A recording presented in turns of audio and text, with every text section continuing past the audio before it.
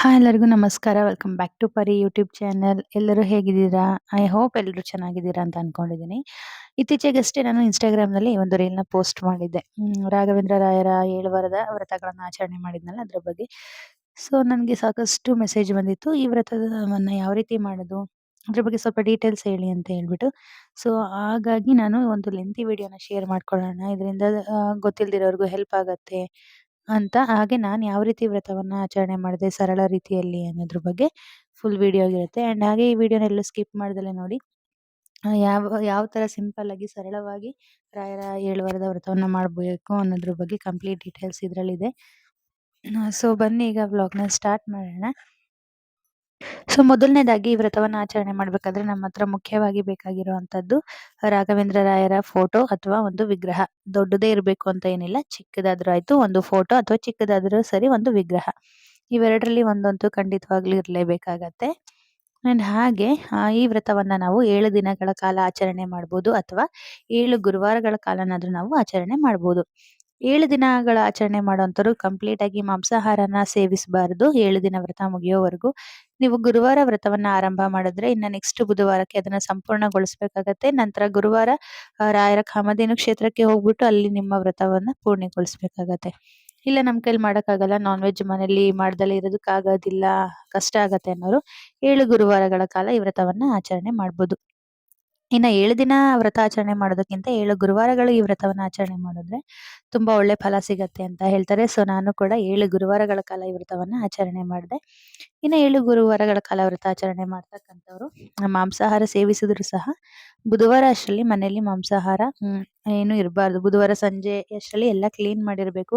ಅಡುಗೆ ಮನೆಯನ್ನೆಲ್ಲ ಸ್ವಚ್ಛ ಮಾಡಿರಬೇಕು. ಇಲ್ಲ ಸ್ವಲ್ಪ ಉಳಿದಿದೆ ಫ್ರಿಜ್ಜಲ್ಲಿ ಇಡ್ತೀನಿ, ಗುರುವಾರ ವ್ರತ ಮಾಡಿ ನೆಕ್ಸ್ಟ್ ಶುಕ್ರವಾರಕ್ಕೆ ತಿಂತೀವಿ ಅಂದರೆ ಅದಾಗೋದಿಲ್ಲ. ಸೊ ಏನಾದ್ರು ಫಂಕ್ಷನ್ ಇತ್ತು, ರಿಲೇಟಿವ್ಸ್ ಬಂದಿದ್ರು, ಮಾಡಿದ್ವಿ, ಉಳ್ಕೊಬಿಡ್ತು ಗುರುವಾರಕ್ಕೆ ಅನ್ನೋದಿದ್ರೆ ಆ ವಾರ ಒಂದು ಸ್ಕಿಪ್ ಮಾಡಿ ಕಂಟಿನ್ಯೂಷನ್ ಆಗಿ 7 ವಾರ ಮಾಡಲೇಬೇಕು ಅಂತ ಏನೂ ಇಲ್ಲ. ಆ ವಾರ ಸ್ಕಿಪ್ ಮಾಡಿ ನೆಕ್ಸ್ಟ್ ವಾರ ಮತ್ತೆ ನೀವು ವ್ರತವನ್ನ ಕಂಟಿನ್ಯೂ ಮಾಡ್ಬೋದು. ಬಟ್ ನಾನ್ ವೆಜ್ ಯಾವುದೇ ರೀತಿ ಸೇವಿಸೋ ಹಾಗಿಲ್ಲ. ಇದ್ರೂ ಕೂಡ ಬುಧವಾರ ರಾತ್ರಿನೇ ಅಡುಗೆ ಮನೆ ಎಲ್ಲ ಸ್ವಚ್ಛಗೊಳಿಸಿ ಎಲ್ಲ ಕ್ಲೀನ್ ಮಾಡಿರಬೇಕಾಗತ್ತೆ. ಆ್ಯಂಡ್ ಹಾಗೆ ಇನ್ನು ಹೆಣ್ಮಕ್ಳು ವ್ರತ ಮಾಡೋದಾದ್ರೆ ಮಂತ್ಲಿ ಪೀರಿಯಡ್ಸ್ ಪ್ರಾಬ್ಲಮ್ ಇರುತ್ತಲ್ವಾ, ಆಗ ಏನು ಮಾಡಬೇಕು ಅಂತಂದರೆ ಆ ವಾರ ನಾವು ಸ್ಕಿಪ್ ಮಾಡಿಬಿಟ್ಟು ನೆಕ್ಸ್ಟ್ ವಾರ ವ್ರತವನ್ನ ಕಂಟಿನ್ಯೂ ಮಾಡಬೇಕಾಗತ್ತೆ. ಆಗ ನಾವು ರಾಯರಿಗೆ ನಮ್ಮ ತಪ್ಪು ಒಪ್ಪನ್ನೆಲ್ಲ ನಿಮ್ಮ ಪಾದಕ್ಕೆ ಹಾಕಿದ್ದೀವಿ, ಎಲ್ಲದನ್ನು ಕ್ಷಮಿಸಪ್ಪ ಅಂತ ಹೇಳ್ಕೊಂಡು ನೆಕ್ಸ್ಟ್ ವ್ರತವನ್ನ ಕಂಟಿನ್ಯೂಷನ್ ಮಾಡಬೇಕಾಗತ್ತೆ. ಇನ್ನು ಈಗ ಮುಖ್ಯ ವಿಷಯಕ್ಕೆ ಬಂತಂದ್ರೆ ಈ ವ್ರತವನ್ನ ಯಾವ ರೀತಿ ಮಾಡೋದು ಅಂತಂದ್ರೆ ಮೊದಲು ನೀವು ಗುರುವಾರದ ದಿನನೇ ಪ್ರಾರಂಭ ಮಾಡಬೇಕಾಗತ್ತೆ. ಬ್ರಾಹ್ಮಿ ಮುಹೂರ್ತದಲ್ಲಿ ವ್ರತವನ್ನ ಮಾಡ್ಕೊಂಡ್ರೆ ತುಂಬಾ ಒಳ್ಳೇದು. ಇನ್ ಕೇಸ್ ಆಗಲ್ಲ, ಮಕ್ಳು ಇರೋರು, ಸಣ್ಣ ಪುಟ್ಟ ಮಕ್ಳು ಇರೋವಂಥವ್ರು 9 ಗಂಟೆ ಒಳಗಡೆ ವ್ರತವನ್ನ ಮಾಡ್ಕೋಬೇಕು. ಆ್ಯಂಡ್ ಹಾಗೆ ಫಸ್ಟ್ ವಾರ ಬ್ರಾಹ್ಮಿ ಮುಹೂರ್ತದಲ್ಲಿ ಮಾಡ್ಕೊಂಡ್ರೆ ತುಂಬಾ ಒಳ್ಳೇದು ಅಂತ ಹೇಳ್ತಾರೆ. ಹಾಗೆ ಮುಡಿಪನ್ನ ಯಾವ ರೀತಿ ಕಟ್ಟೋದು ಅನ್ನೋದನ್ನ ನೋಡೋದಾದ್ರೆ ಮೊದಲು ಒಂದು ಹಳದಿ ಬಟ್ಟೆ ತಗೊಳ್ಳಿ. ಹಳದಿ ಬಟ್ಟೆ ಇಲ್ಲಾಂದ್ರೆ ವೈಟ್ ಬಟ್ಟೆಗೆ ತಗೊಂಡು ಅದಕ್ಕೆ ಅರಿಶಿಣವನ್ನ ಲೇಪಿಸಿ ಅದಕ್ಕೆ ಒಂದು ರೂಪಾಯಿದು 5 ಕಾಯಿನ್ಸನ್ನ ಹಾಕಿ ಅರಿಶಿಣ, ಕುಂಕುಮ, ಒಂದು ಹೂವನ್ನ ಇಟ್ಟು ನೀವು ಏನು ಕೋರಿಕೆ ಇದೆಯೋ, ನಿಮ್ದೇನು ಸಂಕಲ್ಪ ಇದೆಯೋ ಅದನ್ನ ಮಾಡ್ಕೊಂಡು ನೀವು ಗಂಟನ್ನ ಮುಡಿಪನ್ನ ಕಟ್ಟಿ. ಹಾಗೆ ಒಂದು ಸತಿ ನೀವು ವ್ರತವನ್ನ ಮಾಡ್ತಿದ್ದೀರಂದ್ರೆ ಒಂದೇ ಕೋರಿಕೆ ಕೇಳ್ಕೋಬೇಕು. ಒಂದು ಸತಿ ವ್ರತ ಮಾಡಿ 3, 4 ಕೋರಿಕೆ ಕೇಳ್ಕೊಳ್ಳೋ ಹಾಗಿಲ್ಲ. ನೀವೇನು ಒಂದು ಸತಿ ಸಂಕಲ್ಪ ಮಾಡಿರ್ತೀರೋ ವ್ರತ ಮುಗಿಯೋವರೆಗೂ ಕೂಡ ಅದೇ ಸಂಕಲ್ಪದಿಂದಾಗಿ ನಾವು ವ್ರತವನ್ನ ಪೂರ್ಣಗೊಳಿಸಬೇಕಾಗತ್ತೆ.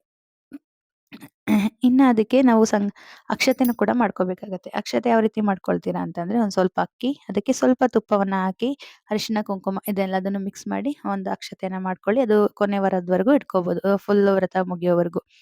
ಇನ್ನು ರಾಯರ ಫೋಟೋವನ್ನ ಎಲ್ಲ ನೀಟಾಗಿ ಒರೆಸ್ಬೇಕು. ಅದಕ್ಕಿಂತ ಮುಂಚೆ ನಾವು ಗೋಮೂತ್ರದಲ್ಲಿ ಮನೆಯನ್ನ ಪೂರ್ತಿಯಾಗಿ ಶುದ್ಧ ಮಾಡ್ಕೊಳ್ಬೇಕಾಗತ್ತೆ. ಗೋಮೂತ್ರ ಈಗೇನು ಗ್ರಂಥಿಗೆ ಅಂಗಡಿಯಲ್ಲಿ ಸಿಗುತ್ತೆ ಅಥವಾ ನಿಮ್ಮ ಅಕ್ಕಪಕ್ಕದ ಮನೆಯಲ್ಲಿ ಹಸುಗಳಿತ್ತು ಅಂದ್ರೆ ಅವ್ರ ಹತ್ರನೂ ಕೂಡ ಇಸ್ಕೋಬಹುದು. ಮೊದಲು ಮನೆಯನ್ನೆಲ್ಲ ಸ್ವಚ್ಛ ಮಾಡ್ಕೊಂಡು ಗೋಮೂತ್ರದಿಂದ ಎಲ್ಲ ಕ್ಲೀನ್ ಮಾಡ್ಕೊಂಡು ನಂತರ ನಾವು ಕೂಡ ತಲೆ ಸ್ನಾನ ಮಾಡಿ ಶುಚಿರ್ಭೂತರಾಗಿ ಬಂದು ಫಸ್ಟ್ ರಾಯರ ಫೋಟೋನೆಲ್ಲ ಒರೆಸ್ಕೋಬೇಕು. ರಾಯರು ಇಡೋಂಥ ಜಾಗ ಪೀಠನೆಲ್ಲ ಕ್ಲೀನ್ ಮಾಡಿಕೊಂಡು ರಾಯರ ಫೋಟೋವನ್ನು ಒರೆಸ್ಕೊಂಡು ಅವ್ರಿಗೆ ಶ್ರೀಗಂಧವನ್ನು ಲೇಪಿಸಬೇಕು. ಶ್ರೀಗಂಧ ಅಂದರೆ ರಾಯರಿಗೆ ತುಂಬ ಪ್ರಿಯವಾಗಿದ್ದಂತೆ, ಹಾಗಾಗಿ ಶ್ರೀಗಂಧವನ್ನು ಲೇಪಿಸಿ ಹಾಗೆ ಗೆಜ್ಜೆ ವಸ್ತ್ರನ ಕೂಡ ಮುಖ್ಯವಾಗಿ ಇಡಬೇಕಾಗತ್ತೆ. ಗೆಜ್ಜೆ ವಸ್ತ್ರ 18 ಎಳೆ ಗೆಜ್ಜೆ ವಸ್ತ್ರನ ಇಡಿ. ಆ್ಯಂಡ್ ಹಾಗೆ ಗೆಜ್ಜೆ ವಸ್ತ್ರನ ಪ್ರತಿ ವಾರನೂ ಕೂಡ ಚೇಂಜ್ ಮಾಡಬೇಕಾಗತ್ತೆ. ಇನ್ನು ರಾಯರಿಗೆ ಪ್ರಿಯವಾದ ಹೂವು ಅಂದರೆ ಮಲ್ಲಿಗೆ ಹಾಗೆ ತುಳಸಿ, ಇವೆರಡನ್ನು ಕೂಡ ಇಡಿ. ತುಳಸಿ ನೀವು ಏನು ಹಾರನೇ ಹಾಕಬೇಕು ಅಂತೇನಿಲ್ಲ, ಒಂದು ದಳ ತುಳಸಿ ಇಟ್ರೂ ಸಾಕು. ರಾಯರಿಗೆ ಅರ್ಪಿಸ್ಬೋದು ನಾವು, ಹಾರನೇ ಇಡಬೇಕು ಅಂತೇನಿಲ್ಲ. ಸಿಕ್ತು ಅಂದರೆ ಹಾರನೇ ಇಡಿ, ಇಲ್ಲಾಂದರೆ ಒಂದು ಸ್ವಲ್ಪ ನಿಮಗೆ ತುಳಸಿ ಸಿಕ್ತು ಅಂದರೆ ಅದನ್ನೇ ಕೂಡ ನೀವು ಅರ್ಪಿಸ್ಬೋದು. ಆ್ಯಂಡ್ ಹಾಗೆ ಮುಡಿಪಿಗೆ ಅರಿಶಿಣ ಕುಂಕುಮ ಎಲ್ಲ ಇಟ್ಕೊಂಡು ನಾವು ಆ ಪೂಜೆನೆಲ್ಲ ಮಾಡಿಕೊಂಡು ಇನ್ನು ದೀಪದ ವಿಷಯಕ್ಕೆ ಬಂದರೆ ತುಪ್ಪದ ದೀಪ ಹಚ್ಚಿದ್ರೆ ತುಂಬ ಒಳ್ಳೆಯದು. ತುಪ್ಪದ ಪ್ಯಾಕೆಟ್ ₹10 ಸಿಗುತ್ತಲ್ವ, ₹10, ₹20 ತುಪ್ಪದ ಪ್ಯಾಕೆಟ್ ಸಿಗುತ್ತೆ. ಅದನ್ನೇ ತಂದುಬಿಟ್ಟು ನೀವು ಹಚ್ಕೊಳ್ಳಿ. ಇಲ್ಲ ನಮಗೆ ಜಾಸ್ತಿ ತುಪ್ಪ ತರೋಕ್ಕಾಗಲ್ಲ ಅಂದರೆ ಪುಟಾಣಿ ದೀಪಗಳನ್ನು ಇಟ್ಕೊಂಡು GRB ತುಪ್ಪ ಬರುತ್ತಲ್ವ ಅದನ್ನು ತೊಗೊಂಬಂದು ಹಚ್ಚಿದ್ರೆ ನಡೆಯುತ್ತೆ. ಏನಾದ್ರು ದೀಪಾರಾಧನೆ ಮಾಡಿಬಿಟ್ಟು ಫಸ್ಟ್ ಗಣಪತಿಗೆ ಪೂಜೆ ಮಾಡ್ಕೊಳ್ಳಿ. ನಾವು ಮಾಡುವಂಥ ವ್ರತದಲ್ಲಿ ಯಾವುದೇ ಅಡ್ಡಿ ಆತಂಕ ಆಗದಲ್ಲಿ, ಯಾವುದೇ ಅಡಚಣೆ ಆಗದಲ್ಲಿ ವ್ರತ ಸಂಪೂರ್ಣಗೊಳ್ಳಿ ಅಂತ ಹೇಳ್ಬಿಟ್ಟು ಫಸ್ಟ್ ಗಣಪತಿ ಆರಾಧನೆ ಮಾಡಿ ನಂತರ ಊದುಬತ್ತಿಯನ್ನು ಬಳಸ್ಕೊಂಡು ದೀಪವನ್ನು ಹಚ್ಚಬೇಕಾಗತ್ತೆ. ಆ್ಯಂಡ್ ಹಾಗೆ ರಾಯರಿಗೆ ನೈವೇದ್ಯ ಏನಿಡಬೇಕು ಅಂತಂದರೆ ಕೆಂಪು ಕಲ್ಸಕ್ಕರೆ, ಒಣ ದ್ರಾಕ್ಷಿ ಅಥವಾ ನಿಮಗೇನು ಮಾಡೋಕ್ಕಾಗಿಲ್ಲ ಅಂತಂದರೆ ಹಾಲು, ಇಲ್ಲ ಹಣ್ಣುಗಳು, ಬಾಳೆಹಣ್ಣು ಅಥವಾ ಕೊನೆಗೆ ಏನೂ ಇಲ್ಲಾಂದರೆ ಅವಲಕ್ಕಿ ಅಂತೂ ಮನೇಲಿ ಇದ್ದೇ ಇರುತ್ತಲ್ವ, ಅವಲಕ್ಕಿಗೆ ಸಕ್ಕರೆ ಹಾಕಿಡಿ. ಏನಾದರೂ ಆಯಿತು ನಿಮ್ಮ ಮನಸ್ಸು ಪೂರ್ತಿಯಾಗಿ ನೀವು ಭಕ್ತಿಯಿಂದ ಏನು ಇಡ್ತೀರೋ ಅದು ರಾಯರು ಸ್ವೀಕರಿಸ್ತಾರೆ. ನೈವೇದ್ಯವನ್ನು ಇಟ್ಟು ನೈವೇದ್ಯ ಮಾಡಿ ಹಾಗೆ ಧೂಪ ದೀಪನೆಲ್ಲ ಹಾಕ್ಬಿಟ್ಟು ನಿಮ್ಮ ಸಂಕಲ್ಪ ಏನಿರುತ್ತೆ ಅದನ್ನು ಹೇಳ್ಕೊಳ್ಳಿ ರಾಯರ ಮುಂದೆ. ನಾವಿಂಥ ಸಂಕಲ್ಪವನ್ನು ಮಾಡಿಕೊಂಡು ವ್ರತ ಮಾಡ್ತಾಯಿದ್ದೀವಿ. ನಮ್ಮ ವ್ರತ ಮುಗಿಯೋದ್ರೊಳಗೆ ಇದು ನಮಗೆ ನೆರವೇರುತ್ತಾ ಅಥವಾ ವ್ರತ ಆದಮೇಲೆ ನೆರವೇರುತ್ತೋ ಗೊತ್ತಿಲ್ಲ. ನಮ್ಮ ಈ ಬೇಡಿಕೆನ ನಮ್ಮ ಈ ಕೋರಿಕೆನ ನೆರವೇರಿಸಿ ರಾಯರೇ ಅಂತ ಹೇಳ್ಕೊತ ಹಾಗೆ ರಾಯರ ಅಷ್ಟೋತ್ತರ ಇರುತ್ತೆ. ಅಷ್ಟೋತ್ತರ ಬಂತು ಅಂದರೆ ಅದನ್ನು ಹೇಳ್ಕೊಳ್ಳಿ ಅಥವಾ ಯೂಟ್ಯೂಬಲ್ಲಿ ಸಾಕಷ್ಟು ಸಿಗುತ್ತೆ. ಅದನ್ನು ಪ್ಲೇ ಮಾಡಿಕೊಂಡು ಕೂಡ ನೀವು ಪೂಜೆ ಮಾಡ್ಬೋದು. ಇಲ್ಲ ಅಂತಂದರೆ ರಾಘವೇಂದ್ರ ರಾಯರ ಮೂಲ ಮಂತ್ರ ಇದೆಯಲ್ವ, ಪೂಜ್ಯಾಯ ರಾಘವೇಂದ್ರಾಯ ಸತ್ಯಧರ್ಮ ರಥಾಯ ಚ ಭಜತಾಂ ಕಲ್ಪವೃಕ್ಷಾಯ ನಮತಾಂ ಕಾಮಧೇನವೇ, ಈ ಮಂತ್ರವನ್ನು ಹೇಳ್ಕೊಳ್ತಾ ನೀವು ಆ ಪೂಜೆಯನ್ನು ಮಾಡಬೇಕಾಗತ್ತೆ. ಹಾಗೆ ಸಾಧ್ಯವಾದರೆ ನೀವು ವ್ರತ ಮಾಡಿ ಬೆಳಗ್ಗೆ ಹೋಗೋಕ್ಕಾದ್ರೆ ಬೆಳಗ್ಗೆನೇ ಹೋಗಿ, ಇಲ್ಲಾಂದರೆ ಸಂಜೆ ಹೊತ್ತಾದರೂ ಆಯಿತು. ರಾಯರ ಕಾಮಧೇನು ಕ್ಷೇತ್ರಕ್ಕೆ ಭೇಟಿ ನೀಡಿ. ನಿಮಗೆ ಹತ್ತಿರದಲ್ಲೇ ಇತ್ತು ಅಂತಂದರೆ ಭೇಟಿ ನೀಡಿಬಿಟ್ಟು ಅಲ್ಲಿ ತುಪ್ಪದಾರತಿ ಸೇವೆಯನ್ನು ಮಾಡಿ. ಇಲ್ಲ ನಮಗೆ ಹೋಗೋಕ್ಕಾಗಲ್ಲ, ದೂರ ಇದೆ, ಕರ್ಕೊಂಡು ಹೋಗೋರು ಯಾರೂ ಇಲ್ಲ ಅನ್ನೋದಾದ್ರೆ ಮನೆಯಲ್ಲೇ ನೀವು ತುಪ್ಪದಾರತಿಯನ್ನು ಮಾಡ್ಕೊಳ್ಬೋದು. ಗ್ರಂಥಿಗೆ ಅಂಗಡಿಲಿ ಉಂಡೆ ಬತ್ತಿ ಅಂತ ಸಿಗುತ್ತಲ್ವ, ಅದನ್ನೊಂದು ಪ್ಯಾಕೆಟ್ ತೊಗೊಂಡ್ರೆ ಸಾಕು. ಒಂದು ತುಪ್ಪದಲ್ಲಿ ಒಂದು 10 ನಿಮಿಷ ಅದನ್ನು ಅಜ್ಜಿಬಿಟ್ಟು ನಂತರ ನೀವು ತುಪ್ಪದಾರತಿಯನ್ನು ಮಾಡ್ಕೊಳ್ಬೋದು. ಪ್ರತಿ ವಾರನೂ ಕೂಡ ಇದನ್ನೇ ಫಾಲೋ ಅಪ್ ಮಾಡಬೇಕಾಗತ್ತೆ. ಇನ್ನು ಕೊನೆಯ 7ನೇ ವಾರ ನೀವು 6 ವಾರಗಳ ಕಾಲ ರಾಘವೇಂದ್ರ ರಾಯರ ಮಠಕ್ಕೆ ಹೋಗೋಕ್ಕಾಗಿಲ್ಲ ಅಂದರೂ ಪರವಾಗಿಲ್ಲ, ಕೊನೆ ವಾರ ಅಂತೂ ಭೇಟಿ ನೀಡಲೇಬೇಕು. ಅಲ್ಲಿಗೆ ನೀವು ಕಟ್ಟಿರೋವಂಥ ಮುಡುಪನ್ನ ತೆಗೆದುಕೊಂಡು ಹೋಗಿ ಅದನ್ನು ಉಂಡಿಗೆ ಹಾಕ್ತಕ್ಕಂಥದ್ದು. ಆ್ಯಂಡ್ ಹಾಗೆ ಅಲ್ಲೇ ಯಾರಾದ್ರು ಇರ್ತಾರಲ್ವ ಅವರಿಗೆ ನಿಮ್ಮ ಕೈಯಲ್ಲಾದಷ್ಟು ಸಹಾಯವನ್ನು ಮಾಡಿ. ₹100 ಕೊಡಬೇಕು, 50 ಕೊಡಬೇಕು, ₹1000 ಕೊಡಬೇಕು ಅಂತೇನಿಲ್ಲ. ನಿಮ್ಮ ಕೈಯಲ್ಲಿ ₹10 ಆಯಿತಾ ಅದನ್ನೇ ಕೊಡಿ. ನಾನು ಕೂಡ 7ನೇ ವಾರದ ವ್ರತ ಮುಗಿಸ್ಕೊಂಡು ಅಲ್ಲೇ ಕೂತಿದ್ದಾಗ ಪಾಪ ಅವ್ರು ಯಾರೋ ಅಜ್ಜಿ ನಮ್ಮನ್ನೇ ಹುಡ್ಕೊಂಡು ಬಂದರು ಗೊತ್ತಾ. ನಾವು ಇಲ್ಲಿಂದಾನೇ ಅನ್ಕೊಂಡು ಹೋದೆ ಯಾರಿಗಾರ ನನ್ನ ಕೈಲಿ ₹10 ಆಗಲಿ ಒಬ್ರಿಗೆ ಕೊಟ್ಟು ಬರಬೇಕು ಅಂತ ಇಬ್ಬರಿಗೆ ಅಂತ. ಅವರು ಸೀದಾ ಕ್ಷೇತ್ರದೊಳಗೆ ಬಂದಿದ್ರು. ಆ್ಯಂಡ್ ಕೂತಿದ್ವಿ ನಾನು ನಮ್ಮ ಮನೆಯವರು. ನಮ್ಮ ಹತ್ರನೇ ಬಂದು ಮತ್ತಿನ್ಯಾರ ಹತ್ರನೂ ಹೋಗಿಲ್ಲ ಅವರು, ನಮ್ಮ ಹತ್ರನೇ ಬಂದು ನನ್ನ ಕೈಲಿ ₹10 ಇತ್ತು ಅದನ್ನೇ ಕೊಟ್ಟೆ. ಏನೋ ನನ್ನ ಕೈಲಿ ಎಷ್ಟಾಯಿತೋ ಅಷ್ಟು ಕೊಟ್ಟೆ. ಕೊಟ್ಬಿಟ್ಟು ಅಲ್ಲಿ ಪೂಜೆ ಎಲ್ಲ ಮುಗಿಸ್ಕೊಂಡು ಬಂದ್ವಿ. ಆ್ಯಂಡ್ ಹಾಗೆ ಈ ವ್ರತವನ್ನು ಮಾಡೋದ್ರಿಂದ ನೀವು ಅಂದ್ಕೊಂಡಿರೋ ಕೋರಿಕೆ 7 ವಾರದಲ್ಲೇ ಸಾಮಾನ್ಯವಾಗಿ ನಡೆಯುತ್ತೆ. ಇನ್ನು ಮನೆ ಕಟ್ಟಬೇಕು, ಸೈಟ್ ತಗೋಬೇಕು, ಎಜುಕೇಷನಿಂದು, ಕೆಲಸದ್ದು ಇವೆಲ್ಲ ಕೇಳ್ಕೊಂಡ್ರಿ ಅಂದರೆ ಸ್ವಲ್ಪ ಟೈಮ್ ಹಿಡಿಯುತ್ತೆ. ರಾಯರಿಗೆ ಗೊತ್ತಿರುತ್ತಲ್ವ ನಮಗೆ ಯಾವ ಟೈಮಲ್ಲಿ ಏನು ಸಿಗಬೇಕು ಅನ್ನೋದು. ಆ ಟೈಮಲ್ಲಿ ಅದು ಸಿಗೋ ಹಾಗೆ ಮಾಡೇ ಮಾಡ್ತಾರೆ. ನಂಬಿ ಕೆಟ್ಟವರಿಲ್ಲವೋ ರಾಯರ, ನಂಬದೆ ಕೆಟ್ಟವರೆಷ್ಟೋ ಅಂತ ಹೇಳ್ತಾರಲ್ಲ ಹಾಗೆ. ಎಲ್ಲದಕ್ಕೂ ಒಂದು ಕಾಲ ಅಂತ ಕೂಡಿ ಬರಬೇಕಾಗತ್ತೆ. 7 ವಾರಗಳಲ್ಲಿ ಆಗುವಂಥ ಕೆಲಸಗಳು ಖಂಡಿತವಾಗ್ಲೂ ಆಗತ್ತೆ.